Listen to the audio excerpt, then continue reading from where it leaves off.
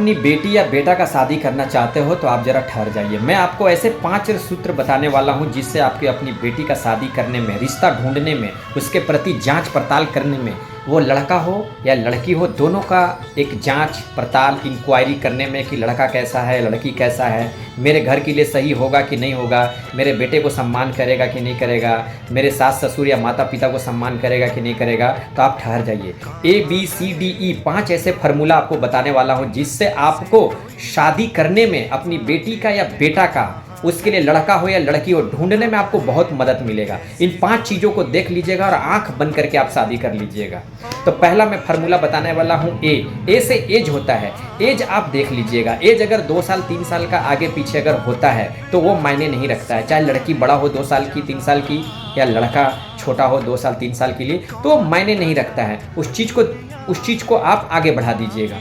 दूसरा होता है बी से बैकग्राउंड होता है। बैकग्राउंड जो है, अगर लड़का, अगर मान के चलिए कि आपका अगर कहीं स्कूल कॉलेज में पढ़ाई किया है तो आप उसका बैकग्राउंड 5 साल का चेक कीजिए। कहीं किसी लड़की के साथ उसका संबंध तो नहीं था। अगर कोई लड़की है तो कोई लड़का के साथ तो संबंध नहीं था, किसी के साथ अफेयर तो नहीं था, कहीं शादी तो करके नहीं बैठा है, कहीं ऐसा तो नहीं कि परिवार बाल बच्चा बसा के बैठा हो और तलाक कर लिया हो।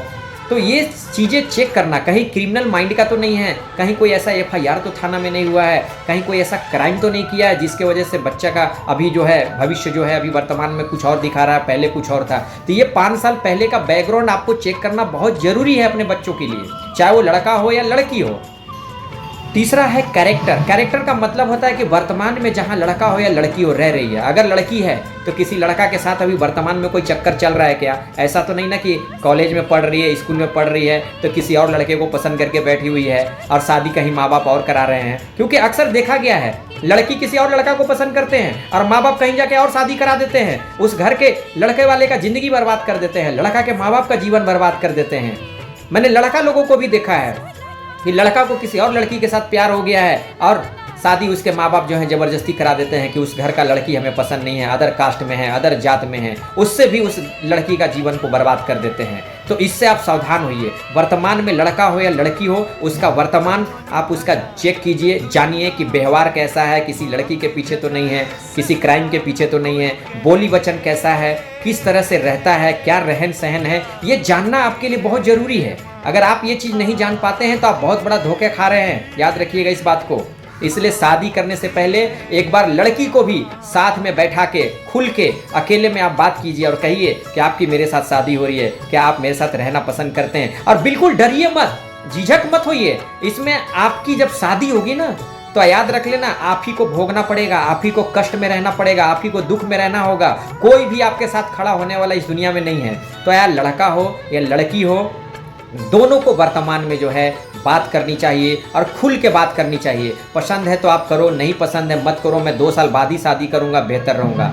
तो कैरेक्टर देखना बहुत ज़रूरी है, बैकग्राउंड देखना बहुत ज़रूरी है, एज देखना बहुत ज़रूरी है। और चौथा आ जाता है आपका डिग्री, एजुकेशन। एजुकेशन होनी चाहिए, थोड़ी बहुत हो, चाहे कम हो चाहे ज़्यादा हो, खैर वो मैटर नहीं करता एजुकेशन क्या है, लेकिन एजुकेशन होनी चाहिए। एजुकेशन से पता चलता है कि लहजा क्या है, वर्तमान क्या है, आगे फ्यूचर कैसे तय करेंगे। एक एजुकेशन बहुत बड़ा मैटर करता है कि हम अपने बच्चों को कैसे पढ़ाएंगे, कैसे ट्यूशन देंगे, कैसे स्कूल के टीचर से बात करेंगे, कैसे कोई बड़े बड़े चीज़ों को डील करेंगे तो कैसे करेंगे। एजुकेशन बहुत बड़ा मायने रखता है, चाहे वो लड़का के लिए हो लड़की के लिए हो। लेकिन अगर दोनों में से किसी एक का एजुकेशन मजबूत है तो वहाँ कोई दिक्कत नहीं है, लेकिन दोनों अगर एजुकेशन नहीं है तो थोड़ा सा डिफरेंस है, उनको थोड़ा सा पढ़ाई करना चाहिए। 6 महीना साल भर लग के उनको पढ़ने की ज़रूरत है।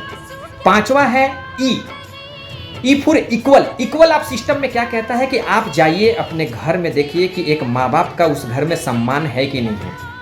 अगर उस घर में माँ बाप का सम्मान है, अगर एक पत्नी अगर पति का सम्मान कर रहा है, एक पति अगर पत्नी का सम्मान कर रहा है, एक बेटी अपने माँ बाप को भगवान की तरह पूज रहा है, एक बेटा अपने माँ बाप को भगवान की तरह पूज रहा है, तो आप समझ लीजिए कि आपकी बेटा हो या बेटी हो, जो भी हो, वो भी आपको सम्मान करेगा।